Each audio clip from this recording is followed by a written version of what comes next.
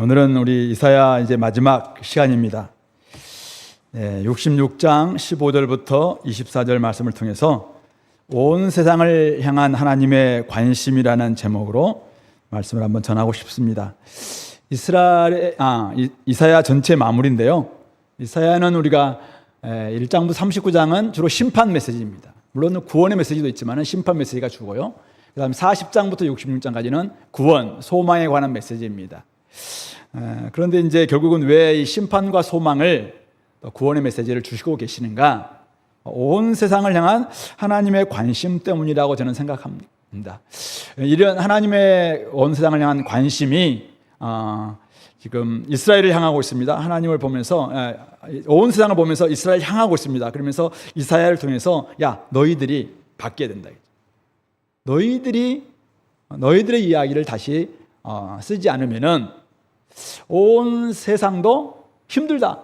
너희들은 열방의 소망이고 열방의 빛이지 않느냐. 그러므로 너희들이 좀 바뀌어라.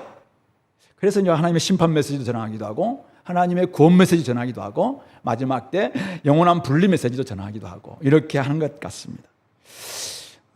휴가 중에 일어났던 두 가지 에피소드를 좀 소개하면서 오늘 이야기를 풀어나가기를 원하는데요. 하나는 들었던 메시지, 그걸 몰랐나 에피소드. 하나는 보았던 글귀예요. Rewrite your story. 네 이야기를 다시 써라 라는 글인데요.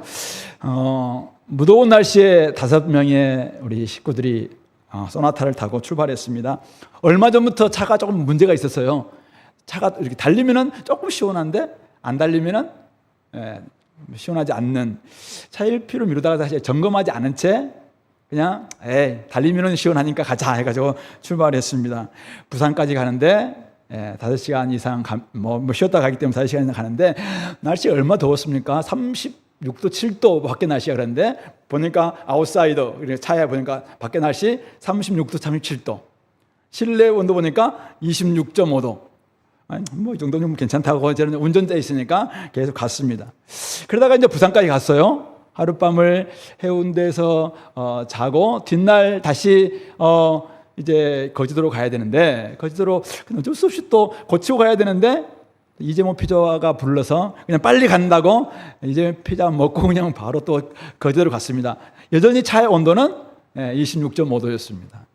그래서 어떻게 하다가 도저히 안 돼서 옆에서 뒤에서 아이들 또 아내 또 딸이 건성들이 있어서 돈이 들어도 고쳐야 되겠다 마음을 먹고 있는데 저희 장인어른이 함께 이제 다른 차를 타고 거제로 같이 가셨어요. 이분이 워낙 실행력이 짱이거든요. 길을 달라 해가지고 카센터로 갔습니다. 1시간 정도 뒤에 전화가 와서 충격적인 전화를 했습니다. 저한테 야 차가 에어컨이 완전히 망가졌다 이런 전화가 아니라 네 26.5도의 이 실내 온도 기준 맞춰놓은 거 몰랐나? 저는 몰랐습니다. 최저 기준을 맞추니까 18도까지 내려간다는 거예요. 차는 전혀 문제가 없었습니다. 에어컨은 전혀 문제가 없었습니다. 근데 저는 사실 26.5도에 맞춘다는 그건 몰랐어요. 6년 동안 탔는데 이런 몰랐어요. 겨울에 아마 따뜻한 것 때문에 아마 제가 겨울에 올렸겠죠. 근데 어쨌든 템퍼레처 있으니까 올렸던 것 같아요. 근데 이게 기준이라는 것도 사실 몰랐습니다. 근데 모르다 보니까 가족들은 이제 차가 문제고 오래된 차니까 문제고 또 달리면 좀 시원하니까 참고 이렇게 지냈는데 제가 참 가족들만 고생 엄청 시켰다 이런 생각이 들었습니다. 첫날 밤에 해운대에 잤어요. 원래 부산 사람들은 해운대 안 잡니다. 이제 서울 사람이 되놓으니까 부산 장가요. 우리가 이미 이제 서울 사람이 됐구나 생각이 들었는데 잤는데 뒷날 아침에 사실은 우리 가족들은 못 봤을 거라고 생각해요. 제가 창문을 딱 열었는데요. 앞에 해운대에 엄청 큰 멋진 전광판이 딱 생겼더라고요. 코엑스에 있는 그 전광판처럼 딱 있었는데 거기에 딱 이 글씨가 나와 있었어요. Rewrite your story. 어떤 예쁜 아가씨가 앞에 딱 있는데 아가씨는 안 보였어요. 이 글자가 저한테 작은 글자는 저한테 확 들어왔습니다. 네 이야기를 고쳐 써라. 네 이야기를 다시 써라. 무슨 이야기일까 하고 사실은 잘 몰랐어요. 차 고치라는 말했던 것 같은데 그래서 모르고 제가 거제도로 갔어요. 그러고 난 다음에 끝나고 난 다음에 제가 이 글씨 보고 이번 묵상을 하면서 하나는 들렸던 우리 장인어른의 목소리. 야, 그건 몰랐나, 그걸 몰랐나. 그 메시지와 네 이야기를 다시 써라 라는 이 글 읽기가 하나를 가르치고 있었어요. 바로 나를 가르치고 있었어요. 네 이야기를 다시 쓰려면 네 가족들 고생한다. 왜 이거였어요? 네 이야기를 다시 쓰지 않으면은 너 성도 고생할 수 있다. 그러다가 사실 오늘 이 말씀을 준비하다가 이거는 어쩌면은 지금 이사야를 통해서 하나님께서 이스라엘 향하고 있는 메시지도 있겠다 생각이 들었습니다. 이스라엘이 자신의 이야기를 다시 쓰지 않는다면은 이스라엘 통해서 열방을 구원하고자 하시는 하나님의 그 마음을 모른 채 그냥 자기만 살 거라고 생각한다면은 그들 때문에 열방도 죽을 고생할 수밖에 없다. 그런 메시지가 있구나라는 것을 생각하게 됩니다. 오늘 이사야는 오늘 66장 15절부터 24절에서 세 가지 이야기를 합니다. 세 가지 이야기. 첫 번째는 15절부터 17절 하나님의 심판 이야기를 합니다. 그리고 18절부터 21절 하나님의 구원 이야기를 합니다. 그리고 22절부터 24절 영원한 분리, 하나님의 영원한 분리 이야기를 우리에게 하고 있습니다. 이걸 통해서 이스라엘 향해서 이것이 들어있는 하나님의 심판과 하나님의 구원과 영원한 분리가 있는 그 하나님의 이야기를 네가 다시 써야 된다라고 외치는 것 같습니다. 하나님의 심판과 구원의 메시지, 종말에 있을 영원한 분리, 이 그림을 보여주면서 이스라엘 넘어 온 세상을 향한 하나님의 관심을 발견하라고 지금 외치고 있는 것입니다. 먼저 우리 한번 하나님의 심판에 대한 이야기를 한번 살펴볼 텐데요. 오늘 15절부터 17절입니다. 여호와께서 불에 둘러싸여 강림하시리니, 불에 둘러싸여 강림하십니다. 아주 불꽃 같은 불을 가지고 지금 막 강림하시죠. 술에 들은 해오리 바람같이 위세가 엄청납니다. 그가 혁혁한 위세로 노여움을 나타내시고 맹렬한 화염으로 책망하실 것입니다. 하나하나가 불, 그 다음에 혁혁한 위세, 노여움, 맹렬한 화염, 책망, 다 그냥 심판과 관련된 그런 단어들입니다.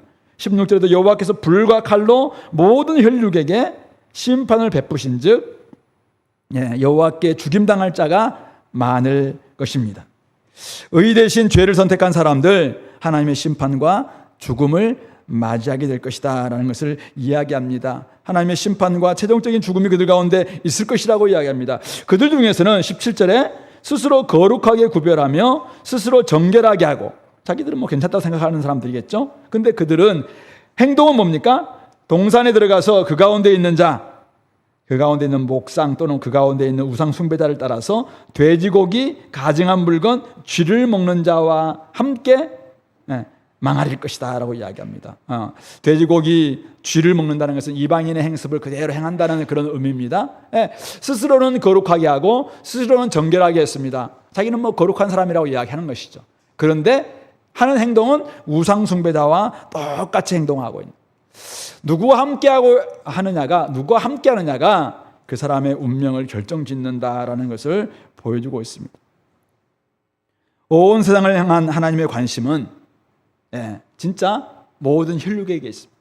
모든 백성에게 있습니다. 모든 인류, 믿는 사람이든 믿지 않는 사람이든 유대인이든 이방인이든 모든 사람들에게 하나님의 관심이 있습니다. 심판을 베푸시는 모습으로 나타나실 것입니다.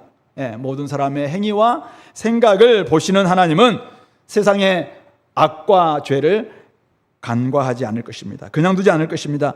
새하늘과 새 땅은 더 이상 하나님이 창조하실 새하늘과 새 땅이 이제 준비되고 있습니다. 그 땅에는 더 이상 죄와 악이 들어서서는 안 되기 때문에, 그래서 죄, 악 이런 부분에 대해서는 마지막 때 주님께서 다 심판하신다고 이야기하고 있는 것이죠. 그러므로 그날이 오기 전에 돌이켜야 합니다. 오늘 이 메시지를 통해서 이스라엘이 다시 써야 될 메시지는 뭔가요? 이야기는 무엇입니까? 결국은 하나님의 관심에 따라서 세상에 하나님의 심판을 전하는 이야기를 써야 되는 것이죠. 이스라엘만의 하나님이 아닙니다. 온 세상의 하나님이십니다. 타락한 세상을 그냥 방치하지 않으십니다. 새 창조로 이끌어 가시는 하나님이십니다. 죄에 대해서는 철저히 심판하시는 하나님이십니다. 그 하나님의 이야기를 이스라엘은 써야 합니다. 그렇게 하기 위해서는 자신들 또한 거룩하게 돼야 되겠죠. 그럴 때 세상에 대해서 하나님께서 어떻게 관심이 있습니다. 하나님은 그냥 이스라엘만 거룩하기를 원하지 않습니다. 이스라엘의 죄 문제, 이스라엘의 악에 대해서 심판하시고 세상은 뭐 죄가 있든 없든 간에 상관하지 않는 그런 하나님이 아니십니다. 하나님은 모든 인류, 모든 혈육, 그들의 죄, 그들의 악에 대해서 관심이 있습니다. 그들이 죄와 악에 대해서 만약 돌이키지 않는다면 그들을 심판하신다는 것입니다. 어떤 사람들은 스스로 거룩하게 구별합니다. 스스로 정결하게 했습니다. 자기들은 그렇게 이야기하는 것이죠. 하지만 그들의 행위, 그들의 생각은 전혀 다릅니다. 가증스러운 우상 숭배를 서슴없이 행하고 그들과 똑같이 행동합니다. 어떤 신학자는 그런 사람들을 향해서 실제적 무신론자라고 이야기합니다. 입으로는 주님을 믿는다는 것입니다. 입으로는 유신론자입니다. 입으로는 하나님을 잘 믿는, 아니 겉으로는 행동은 그냥 예배드리는 종교의 모습은 거룩한 사람입니다. 그런 사람들은 뭐 제사장일 수도 있어요. 아니면 뭐 목사일 수도 있습니다. 또 뭐 온 세상에서 가장 잘 믿는 사람인 것처럼 다 막 베푸는 이런 사람일 수도 있어요. 근데 속에는 그냥 오직 세상이 전부인 것처럼, 돈이 전부인 것처럼 그냥 믿는, 돈을 믿는 사람들이죠. 이런 사람들이야말로 실제적 무신론자다라고 이야기합니다. 빛을 알았지만은 그 빛을 멸시하는 사람들입니다. 주술적인 종교 의식을 행하는 지도자를 따라서 우상 숭배하는 사람들이죠. 자기의 생각을 따라서 옳지 않은 길, 하나님께서 그는 바르지 않는 길이다라고 이야기함에도 불구하고 자기의 생각을 따라서 움직이는 그런 사람들, 실제적 무신론자들, 그런 사람들에 대해서 주님께서 심판하실 것이라고 이야기합니다. 그들은 저는 스스로 거룩합니다, 저는 정결했습니다라고 이야기합니다. 근데 그것은 주님 보시기에는 위장술이에요. 위장술. 자기의 죄를, 자기 욕심을, 욕망을, 온갖 세상에 그냥 찌들어 있는 탐심을 감추기 위한 위장술. 그것을 다른 말로 위선이라고 이야기합니다. 바로 외식. 하나님께서는 그걸 연극하는 거 다 까발리겠다라고 이야기합니다. 폭로하시겠다라고 이야기하는 것이죠. 그래서 그들을 스스로 정결하게 했던 이런 부분들은, 자기를 정당화시켰던 이런 부분들이 어쩌면은 사실은 회개하기가 더 뭐랄까요, 그들에게 손해일 수 있습니다. 더 해로울 수 있습니다. 그런 점에서 주님은 이런 모든 사람들에 대해서 심판하실 것이라고 말씀하고 있는 것입니다. 그러므로 우리는 오늘 우리 이스라엘이 또 우리 교회가 하나님의 심판 메시지를, 이런 심판하신다라는 이 메시지를 우리가 안다면은 우리가 써야 될 이야기는 무엇일까? 그것은 온 인류가 맞닥뜨려야 될 이 현실이 하나님의 심판이다라는 것을 우리가 안다면은, 영원한 운명이 걸린 문제라는 것을 안다면은, 카센터 정말 그 직원이 우리 장인어른한테 이야기했던 것처럼 이것은 이렇게 최소 기준에 맞추면은, 이 기준에 맞추면은 시원해집니다라는 것을 가르쳐 주는 것이요. 쟤처럼 그냥 아무도 모른 채, 그런 기준이 있는지도 없는지도 모른 채 막 그냥 끌고 다니면 되는 줄 알았던 사람들이 있을 수 있지 않겠습니까? 그런 사람들에게 가르쳐 줘야 됩니다. 이 기준에 맞추면은 새로운 삶이 펼쳐집니다. 이 기준에 맞추면은 새로운 인생이 펼쳐집니다라는 것을 가르쳐 주는 그런 사람이 필요하다는 것입니다. 심판이 이르기 전에 사람들이 자신을 돌아볼 기회를 주기 위해서 우리는 하나님의 심판, 이것을 전하는 그런 이야기를 써야 되는 것입니다. 그런 점에서 전도는 하나님의 공의로운 심판을 알리는 경고이자 사랑의 초대입니다. 하나님의 심판이 있음을 전하십시오. 분명한 기준이 있음을 증거하시기 바랍니다. 가르쳐 주시기 바랍니다. 바로 그것이 그들에게 움찔하게 만들 수도 있는 경고이자 사랑의 초대입니다. 이런 게 있었구나. 이런 삶이 있다고? 그렇게 하면서 돌아올 수가 있는 것입니다. 그렇다면 기준은 무엇입니까? 우리 요한복음 3장 36절, 오늘 여러분들이 PBS 했던 그 본문에 나와 있습니다. 우리 같이 한번 읽어볼까요? 아들을 믿는 자에게는 영생이 있고 아들에게 순종하지 아니하는 자는 영생을 보지 못하고 도리어 하나님의 진노가 그 위에 머물러 있느니라. 아멘. 아들이 행하신 일을 받느냐 받지 않느냐가 기준입니다. 아들을 믿느냐, 아들을 순종하느냐, 순종하지 않느냐, 그것이 바로 기준입니다. 근데 많은 사람들은 이런 기준이 있는지도 모른다, 그렇게 이야기할 수 있습니다. 그러므로 우리가 그들이 이런 기준이 있는지도 몰랐다 이렇게 말하지 않도록 그들에게 하나님의 기준은 이것입니다라는 것을 알려주는 것, 이것이 바로 오늘 우리가 어쩌면 써야 되는, 그 사람들을 위해서 그 사람들이 훨씬 더 좋은, 고통스럽지 않고 몇 시간씩 막 26.5도에서 막 땀 뻘뻘 흘리면서 막 원망과 불평만 하면서 이렇게 가는 삶이 그냥 바뀔 수도 있는데도 불구하고 그것도 모른 채 우리가 되는 거 아니겠습니까? 그런 점에서 그러니까 가르쳐 주는 것, 분명히 전하는 것, 이것이 우리가 써야 될 새로운 이야기일 수 있겠다는 것입니다. 두 번째는 하나님의 구원에 대한 이야기입니다. 우리 18절부터 21절인데요. 18절, 내가 그들의 행위와 사상을 아노라. 때가 이르면 문나라와 언어가 다른 민족들을 모으겠다라고 이야기합니다. 이스라엘 밖에 있는 나라 또 언어가 다른 이방 사람들을 다 모으겠다. 그들이 와서 나의 영광을 볼 것이라고 이야기합니다. 내가 그들 가운데 징조를 세워서 그들 가운데서 도피한 자를 NIV나 다른 데서는 남은 자, 살아남은 자라고 이렇게 번역하고 있습니다. 도피한 자를 여러 나라, 다시스는 스페인이죠. 뿔을 다는 나라인데 이제 NIV에서는 리비아라고, 아프리카에 있는 리비아라고 번역되어 있습니다. 활을 당기는 룻은 정확히 어디 나라인지 잘 모르겠어요. 두발은 저기 흑해 지역에 있는 어떤 나라 이렇게 이야기합니다. 야와는 그리스. 또 나의 명성을 듣지 못하고 나의 영광을 보지도 못한 먼 섬들은 이제 진짜 땅끝과 같은 그런 먼 나라들을 가리킵니다. 이들에게 보내겠다. 그러면 그들이 나의 영광을 문나라에 전파하리라.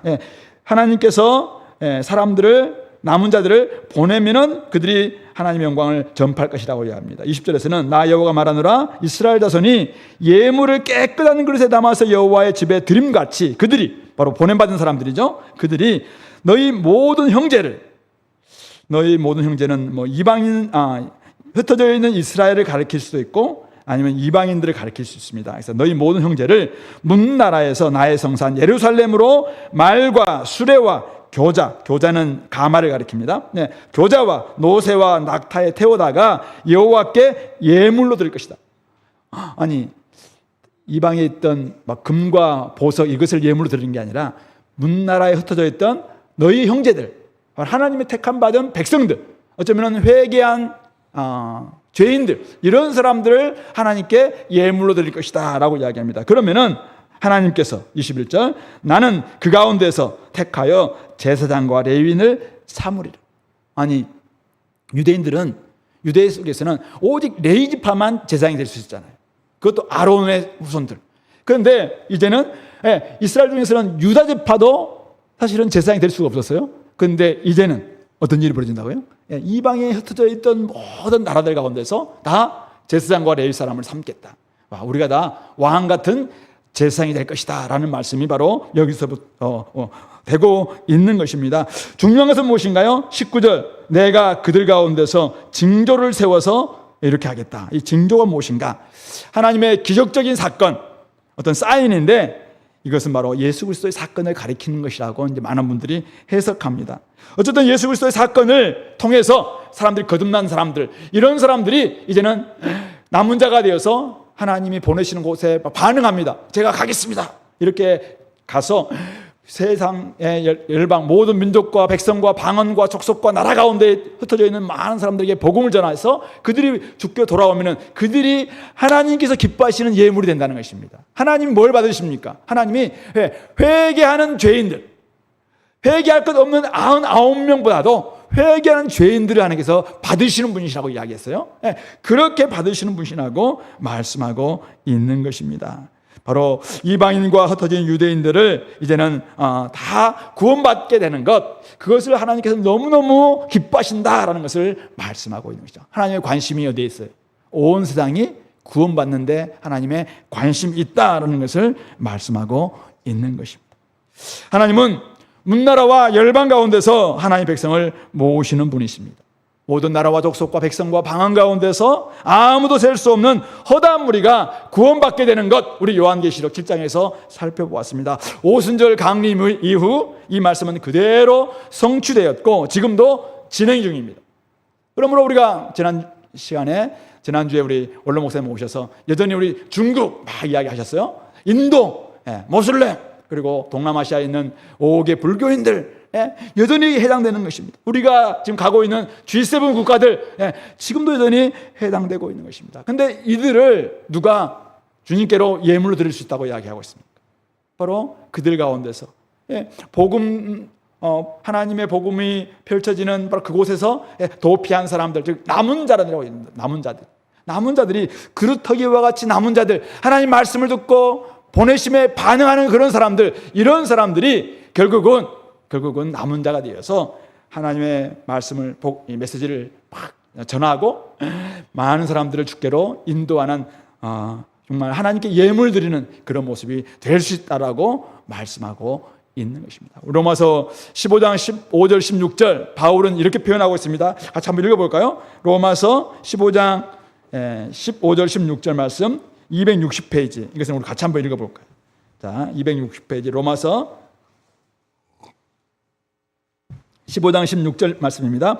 그러나 내가 너희로 다시 생각나게 하려고 하나님께서 내게 주신 은혜로 말미암아 더욱 담대히 대략 너희에게 썼노니, 16절 같이 읽습니다. 이 은혜는 곧 나로 이방인을 위하여 그리스도 예수의 일꾼이 되어 하나님의 복음의 제사장 직분을 하게 하사 이방인을 제물로 드리는 것이 성령 안에서 거룩하게 되어 받으실 만하게 하려 하심이라. 아멘. 자신이 이방인을 위하여 예수 그리스도의 일꾼이 되는데, 그것은 바로 하나님 복음의 제사장 직분을 하게 하사 이방인을 아까 우리 이사야에서 이야기하고 있는 것처럼 이방인을 제물로 드리는 것이 성령 안에서 거룩하게 되어 받으실 만하도록 하기 위해서 자기가 열심히 이 일들을 감당하고 있다, 그렇게 이야기하고 있는 것입니다.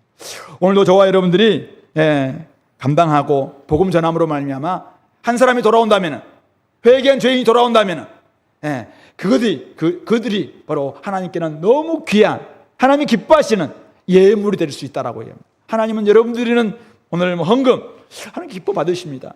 여러분들 드리는 나름대로의 헌신 기뻐 받으십니다. 여러분들이 나름대로 드리는 열정 하나님 기뻐 받으십니다. 여러분들이 눈물과 수고의 땀을 흘려서 누군가를 섬기는 그 섬김 하나님 기뻐 받으십니다. 근데 진짜 하나님께서 받아주시는 예물이 무엇인가? 복음을 전해서, 그것도 문나라와 언어가 다른 나라에 가서 또 아직도 믿지 않는 곳에 가서 전함으로 말미암아 그들이 주께로 돌아오는, 너희 모든 형제라고 이야기하고 있어요. 누가 형제인가? 우리가 혈육이 형제이기도 합니다. 그렇지만은 믿지 않는 사람들이 주께로 돌아올 때 그들이 다 우리의 형제라고 이야기하고 있어요. 그들이 주께로 돌아올 때 하나님은 회개할 것 없다고 생각하는 그냥 99명보다도 훨씬 더 기뻐서 천국에서 잔치를 벌인다라고 누가복음 15장에서는 말씀하고 있는 것입니다. 그런 점에서 오늘 우리의 발걸음은 온 세상을 향한 하나님의 관심에 참여하는 쪽으로 좀 향해야 됩니다. 여러분들의 형제들이 있는 그 열방을 구원하시는 하나님의 구원 역사에 동참하는 그런 발걸음이 되시길 바랍니다. 여러분들 지금 발걸음 어디로 향하고 있습니까? 하나님은 지금 이 길로 향하여서 막 열방을 주께 돌아오게 하는데 관심이 있습니다. 근데 누가 갈까 했는데도 다 외면한 채 그냥 저는 이쪽에서 이거 하겠습니다, 이렇게 한다면 되겠습니까? 주님께서 지금 이 관심을 가지고 많은 사람 주께 돌아오는 그것을 막 지금 추구하고 가는데, 우리는 나 혼자서 저희 집이 좀 바빠서, 나는 좀 이래서요, 제가 요즘 좀 힘들었어, 이렇게 한다면 하나님이 좋아하시겠나요? 그런 점에서 교회는 하나님을 알아가는 예배 공동체이자 동시에 하나님을 알려주는 선교 공동체여야 합니다. 하나님께서 우리를 세상 곳곳으로 파송하십니다. 다양한 직업, 직종, 지역, 계층, 세대 속으로 우리를 파송하십니다. 우리를 통해 일하십니다. 우리는 나아가서 참여할 뿐이죠. 때로는 전하고, 때로는 전도지를 전달하고, 때로는 그냥 기도하고, 때로는 우리가 예수 믿는 사람이라는 것을 그들에게 보여주고, 다양한 방식으로 우리는 우리가 할 수 있는 만큼 그냥 동참하면 되는 것입니다. 그러면 어떤 일이 벌어집니까? 하나님께서 일하십니다. 어떻게 해요? 오늘 보니까 주어가 다 내가 그들의 행위와 사상을 안다. 그들의 행위와 사상에 따라서 적절하게 하나님께서 말씀하시거든요. 20대에게 뭐 가도록 하나님께서 한다면은 뭐 하나님이 그에 맞게끔 또 말씀해 줄 것이고, 또 여러분들이 나름대로 여러분들의 한다면은 하나님이 거기에서 일하실 것입니다. 내가 그들 가운데 징조를 세워서 그들 가운데서 도편을 내가 보내시겠다라고 이야기합니다. 내가 그들 가운데서 택하여 제사장과 레위인을 삼을 것이다, 주님께서 말씀하고 있습니다. 그런 점에서 우리가 주님이 일하시는 그 구원에 우리가 참여하는 우리의 이야기를 다시 쓸 수 있게 되기를 소망합니다. 그래서 저한테 보여주셨던 그 글귀, Rewrite Your Story, 이것은 우리 공동체를 향해서 저에게 주시는 메시지가 아닐까, 제가 이 말씀을 준비하다가 그런 생각이 들었어요. 제가 전교인 수련하면서 끝나고 난 다음에 참 감사하고, 또 우리 참 영상도 잘 만들었고, 또 여러 곳에서 섬겼던 많은 지체도 있었고, 또 거의 다 참여했고, 이런 것도 참 많이 감사했어요. 근데 제가 이제 성경 공부를 하면서 들려오는 그 평가를 제가 들으면서 제가 만들었는데, 제가 지나치게 우리가 해야 될 일, 우리가 할 수 있는 일, 막 이런 것들을 주로 하다 보니까 하나님께서 행하심에 대한 부분들이 너무 약한 게 아닌가, 이런 좀 피드백이 있었던 것 같습니다. 제가 전교인 수련을 끝나고 난 다음에 가장 많이 떠올랐던 단어가 있다면 믿음이었습니다. 우리 주은혜 교회가 다시 믿음으로 쓰는 이야기를 만들어갔으면 좋겠다. 우리 주은혜 교회가 우리가 나의 열심, 내가 막 열심히 하려는 어떤 그 열정, 내가 다 하려고 하는 그 시도, 1부터 막 100까지 내가 다 하려고 하는, 어쩌면 그런 부분들을 좀 내려놓자. 욕심을 좀 내려놓자. 내가 뭐 다 하려고 하는 욕심 좀 내려놓자. 좀 여지를 남겨두자. 근데 두 번째, 근데 하나님의 일이 지금 막 진행되고 있는데 뒷짐짓고 가만히 서 있는, 이것도 잘못된 부분이다. 그래서 하나님께서 일하심을 믿고 거기에 나의 손과 발을 올려놓는 이 일은 있었으면 좋겠다. 이게 바로 믿음으로 다시 쓰는 우리의 이야기일 수 있겠다, 이런 생각이 들었습니다. 그러니까 어쩌면 우리가 다 하려고, 기도도 하지 않고 우리가 뭐 모든 것을 다 하려고 하는 이런 부분들은 조금은 워워 이렇게 하는 거예요. 좀 내려놓을 수 있다. 근데 하나님 막 일하시고 계시는데 그냥 여전히 뒷짐짓고 있고, 공동체는 막 열심히 좀 하고 있는데, 열심히 막 믿음의 이야기를 써내려고 있는데 누군가 하겠지, 뭐 이렇게 하는 이런 부분들은 좀 다시 한번 내려놓죠. 주은혜 교회가 다시 좀 믿음으로 정말 우리 이야기를 써내려가는, 성경은 하나님의 스토리이자 믿음으로 썼던 믿음의 사람들의 이야기거든요. 그런 점에서 우리 공동체, 우리 대학부제들, 우리가 쓰는 이야기, 실패도 좋아요. 대학생들 특권이 뭡니까? 무조건 하는 거예요. 근데 실패 괜찮아요. 실패 제가 책임질게요. 실패도 괜찮아. 실패도 뭐 괜찮아. 어쨌든 한번 시도해 보는 거지. 그런 점에서 저는 우리 대학생들이 이름 막 늘 이렇게 올려놓고 열심히 뭔가를 해보려고 하고, 또 나가서 뭐 땀 뻘뻘 흘리면서 막 뭔가를 좀 해보려고 하는 이런 것들 좋아요. 이곳에 청년부 있다면은 청년부들도 청년의 특권이 뭡니까? 청년들 앞뒤 가리지 않고 막 한번 불태워보는 것이죠. 뭐. 그 나이면, 청년의 나이 때는 돌을 씹어 먹어도 뭐 괜찮다고 하는 그런 나이 아닙니까? 아닌가요? 제발 좀 해보자 이제. 근데 청년부 전도팀인데 이름이 이재민이 뭡니까? 이재민 앞에. 아니 지금 청년부 전도팀인데 신병준, 정희, 이재민, 청년부 이재민이 있나? 이건 조금 내보니까 청년부 자존심이 좀 상하지 않나요? 청년부 전도팀인데 청년부 이름이 없이, 작년부고 또 나이가 한참 되어 있는, 물론 이전에 간사님이시니까 뭐 항상 좋아요. 근데 이번 텀까지는 괜찮아. 근데 다음 텀에도 여전히 청년부 전도팀인데 청년부가 아니라 뭐 그냥 뭐 누구의 김동만 있다든지 뭐 누가 있다면은, 이거는 조금 우리 청년으로서 좀 자존심이 상한 일이다.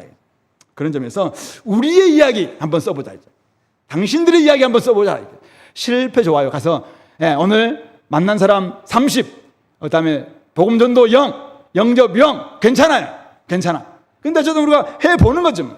가서 해보니까 이거는 아닌 것 같습니다. 그래서 이거 한번 해보겠습니다. 오케이, 그럼 해봐라 이제. 이렇게 나와야 되는 거죠. 그래서 믿음으로 주님께서 일하고 계실 때 우리가 우리의 손과 발을 한번 딱 얹어서 한번 해본다면은 거기에서 실패하면 뭐가 문제예요? 돈이 좀 손해인가요? 실패가 뭐가 문제인가요? 실패는 성공의 어머니라고 하지 않습니까? 그런 점에서 한번 우리의 이야기, 실패하는 이야기 좋아요. 이런 이야기 한번 써보자. 이게 우리가 다 있어야 될 이야기 아닙니까? 제발 우리 주은혜교회가 좀 믿음으로, 저도 한번 좀 더 이 믿음에 대한 이야기를 좀 하고 싶습니다. 그래서 다음 주에도 아브라함의 설교를 이제 다음 주부터 할 텐데, 아브라함이 어떻게 믿음으로 갔는지 한번 생각하면서 우리 주은혜교회가 좀 믿음으로 반응할 수 있도록, 믿음으로 좀 반응하는 우리 공동체가 될 수 있기를 소망합니다.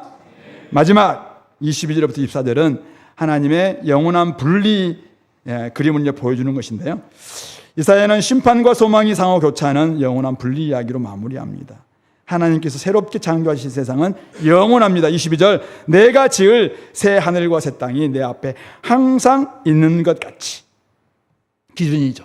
하나님의 새 하늘과 새 땅이 하나님 앞에 항상 있을 것입니다. 그런데 그 앞에 두 부류가 영원히 분리됩니다. 한 부류는 너희 자손과 너희 이름이 항상 있으리라. 그들은 매월 초하루, 월삭이라고 이야기하죠. 매 안식일에 하나님 앞에 나와 예배하는 모든 혈육입니다. 하나님 앞에서 참 예배가 계속된다는 말씀입니다. 하나님 백성은 정의와 공의가 곁들어진 예배를 하나님 앞에서 이제는 제대로 회복하게 될 것입니다. 우리 1장에 보면은 하나님께서 월삭 안식일 반갑지 않다고 이야기합니다. 너희들이 자꾸 와서 월삭 매월 첫날 돼서 예배드리고 또 매 안식마다 내 집 성전에 와서 좀 예배드리는데 제발 지겹다, 마당만 밟는 행위다, 그렇게 이야기했어요. 왜 그렇습니까? 그들의 삶에 정의와 공의가 다 없는 불의한 삶을 그들이 그냥 놔둔 채 하나님께 예배만 드렸기 때문에 그렇죠. 그러나 바로 이때의 예배는 이제는 정의와 공의가 곁들여진 회복된 사람들의 회복된 예배가 계속될 것이라고 이야기합니다. 또 한 부류는 24절에 나와 있는 패역한 자들입니다. 이들은 그 벌레가 죽지 아니하며 그 불이 꺼지지 아니하여 모든 혈육에게 가증함이 될 자들이라고 이야기하고 있습니다. 패역한 자들입니다. 불순종한 자들은 영원한 심판 가운데 놓인다는 말씀인 것입니다. 새하늘과 새 땅에서는 하나님의 자손과 하나님의 소유된 백성들이 항상 있어서 하나님을 예배합니다. 언제나 하나님을 예배할 것입니다. 그들은 진리의 예배, 의의 예배, 정말 기쁨의 예배, 즐거움의 예배를 드릴 것입니다. 거기에는 유대인들과 이방인들, 한국 사람들과 일본 사람들, 중국 사람들 다 함께 모여서 하나님을 예배하는 놀라운 예배가 있을 것입니다. 그럴 때마다 하나님이 이 모든 새로운 창조의 시작이었습니다 라고 고백하는 이런 고백들이 그곳에서 일어나게 될 것입니다. 반면 패역한 자들, 이 반역한 자들은 하나님의 심판을 받아 영원한 죽음에 처해질 것입니다. 그들의 벌레가 죽지 않고 그들의 불이 꺼지지 않는 지옥에서 영원토록 하나님과 떨어져 사는 영적 죽음을 맞이하게 될 것이다 라는 것을 보여주고 있는 그림입니다. 자, 그런데 제가 이거 보면서 22절부터 24절 이 그림을 왜 이사야서 마지막 이렇게 끝나고 있냐, 마지막 그림을 꼭 이사야는 이렇게 했을까? 왜 하나님은 이사야서를 마지막 딱 끝나면서 이렇게 이런 영원한 분리를 보여주고 있는 이유가 무엇일까? 왜 그럴까 생각하다가 이 말씀이 떠올랐습니다. 자, 우리 다음 그 다음 이사야 55장 6절 7절 말씀 같이 한번 읽어볼까요? 너희는 여호와를 만날 만에 찾으라. 가까이 계실 때 그를 부르라. 악인은 그의 길을, 불의한 자는 그의 생각을 버리고 여호와께로 돌아오라. 그리하면 그가 긍휼히 여기시리라. 우리 하나님께로 돌아오라. 그가 너그럽게 용서하시리라. 아멘. 이 영원한 분리의 그림을 보여주고 있는 의도는 무엇인가? 야, 이스라엘 너희들이 자, 이 영원한 분리를 보면서 뭘 생각하냐 이제. 뭘 생각? 세상은 이렇게 분명히 분리될 것입니다. 영원히 분리될 것입니다.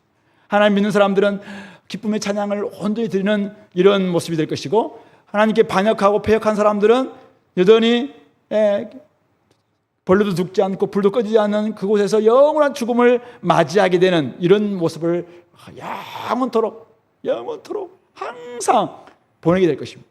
이 그림을 이스라엘 백성들에게 지금 보여주고 있는 것입니다. 뭡니까? 야, 이스라엘 너희들아, 너희들이 열방의 소망이다. 너희들이 이스라엘의 열방의 빛이다. 너희들이 지금 불의한 길을 여전히 불순종하는 삶을 살면 세상은 어떻게 되냐 이거죠. 어떻게 되냐. 영원한 분리 가운데서 영원토록 죽음 가운데서 살아갈 수밖에 없는 그 삶으로 있는 줄도 모른 채 그들은 가게 될 텐데, 야, 너희들 좀 어떻게 할래? 우리 하나님께로 돌아오라. 너그럽게 용서하신다. 지금은 여호와를 만날 만한 때라는 거예요. 지금은 여호와께서 가까이 계실 때입니다. 아직은 그날이 오기 전이에요. 그러므로 어떻게 해요? 지금 악인들로 하여금 그 길을, 불의한 자로 하여금 그 생각을 버리고 여호와께로 돌아오도록 전하라는 것이죠. 선포하라는 것이죠. 그것을 지금 통해서 영원한 분리가 있음을 선포하는, 그것을 지금 말씀하고 있는 게 아닐까 생각합니다. 복음은 생명과 사망, 하나님의 구원과 심판의 갈림길을 분명히 계시합니다.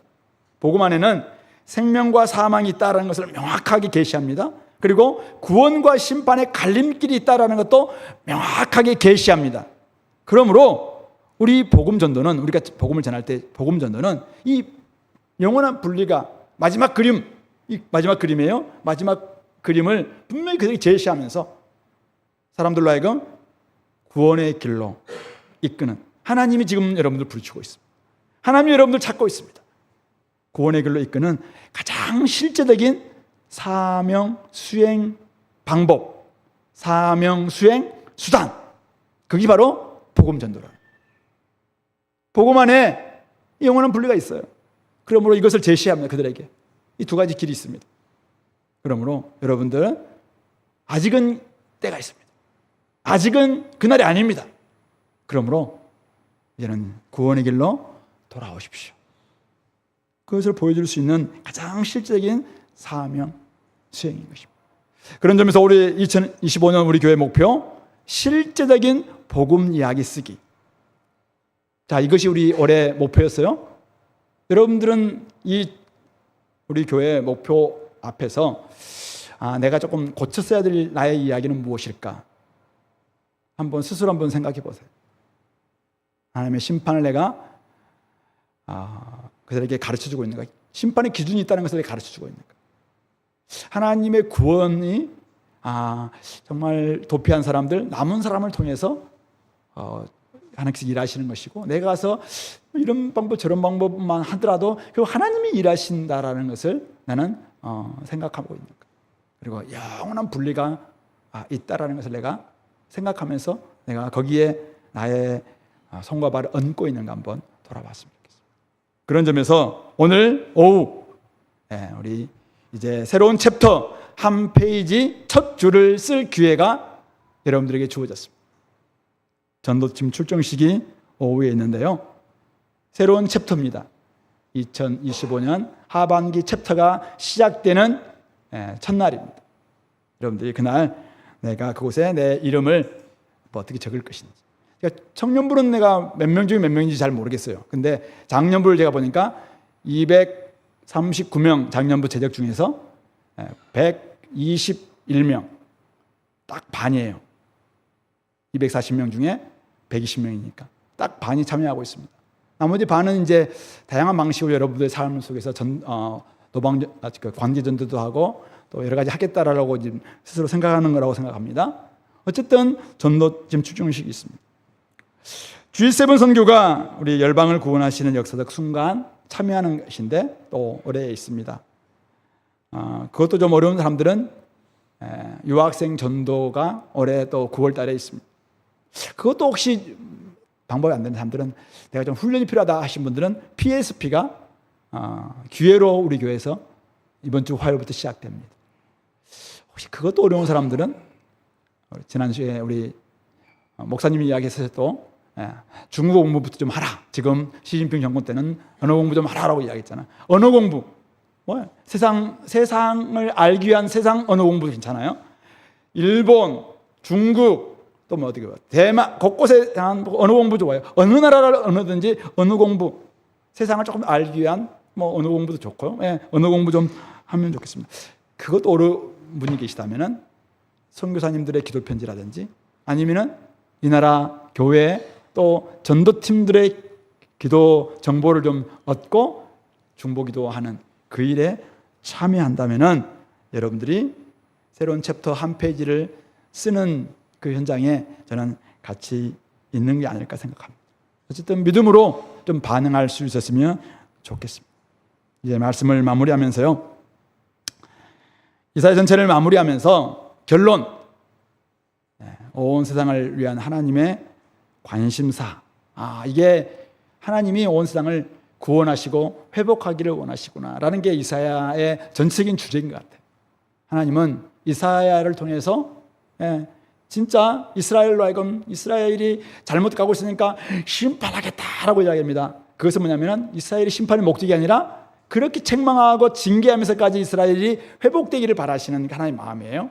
그리고 이스라엘을 구원을 통해서 고레스를 통해서 내가 이스라엘을 구원하겠다라고 합니다. 하나님께서 고레스를 통합니다. 그리고 나중에 고난받는 종이신 우리 53장에서는 예수님을 나중에 보내셔서 우리의 죄로부터 우리를 구원하시겠다고 이야기하고, 지금은 복음과 함께 고난받는 종들을 사용해서 여전히 수많은 사람들을 구원하시겠다라고 주님은 말씀하고 있습니다. 심판을 통한 구원, 남은 자를 통한 구원, 영원한 분리를 통한 회복. 여기는 다 하나님의 관심사가 뭐냐면은 단지 이스라엘만을 원하지 않고 하나님이 창조하신 온 세상이 하나님께로 돌아왔으면 좋겠다. 이 마음이거든. 때로는 막 심판도 하고 심판의 메시지를 막 강하게 하잖아요 지금. 근데 진짜 심판하시려면은 당연히 심판해야죠 이게. 근데 혁혁한 위세로 내가 노여움을 가지고 심판하겠다, 내 불과 칼을 가지고 저희들을 막 책망하겠다, 하나님께 죽을 자가 많을 것이다 막 외치고 있잖아요. 뭘 이야기하는 거예요? 좀 겁먹어서라도 좀 돌아와라 이거잖아요 지금. 그리고 곳곳에 지금 나라들을 이야기하시면서 하나님의 관심사가 얼마나 구원인가라는 것을 좀 이야기하고 있는 것입니다. 성도 여러분, 영원한 분리라는 실제가 도달하기 전까지는 아직 기회가 있습니다. 우리가 해야 할 일은 명확한 것 같습니다. 제가 아까 에피소드에서 이야기했던 두 가지.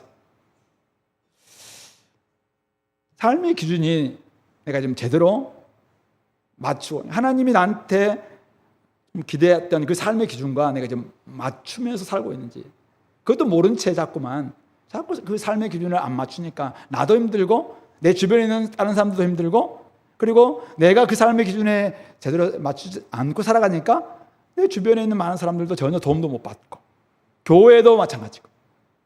교회가 하나님의 그 마음에 온전히 맞추고 살아간다면 교회 주변에 있는 사람들이 참 도움도 받고, 어떻게 하면 우리도 그렇게 행복할 수 있습니까? 어떻게 하면 그렇게 좀 감사할 수 있습니까? 막 이렇게 할 텐데 혹시 그런 모습은 없는지 한번 돌아봤으면 좋겠어요.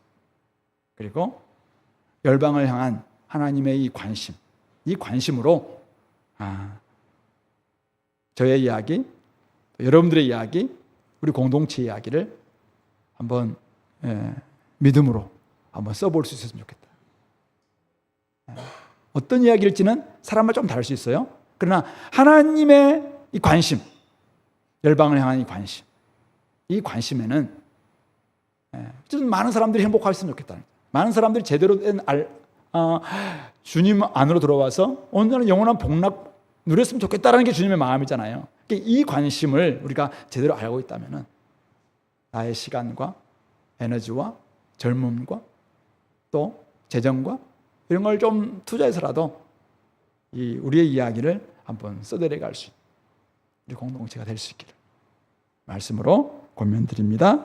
같이 한번 기도합시다. 오늘 말씀을 좀 생각하시면서 하나님 아버지, 하나님의 이 관심, 열방을 향한 관심, 온 세상을 향한 하나님의 관심, 제가 알았는데 이제 이 관심에 걸맞은 나의 이야기를 하나님, 나도 한번 써볼 수 있도록 도와주십시오. 믿음을 주십시오. 나의 손과 발을 하나님의 그 일하심 앞에 얹어서 저도 한번 하나님께서 일하시는 일하심에 한번 사용될 수 있도록 도와달라고, 나도 한번 믿음으로 한 걸음 내디딜 수 있는 그런 은혜가 우리 가운데 있게 달라고, 오후에 있을 우리의 시간들, 또 이번 학기에 있을 여러 가지 시간들 생각하면서 하나님, 제가 한번 이런 일에 동참하기를 소망합니다. 함께 도와주십시오. 믿음으로 한 발음 내디딜 수 있도록 도와주십시오. 같이 한번 기도합시다.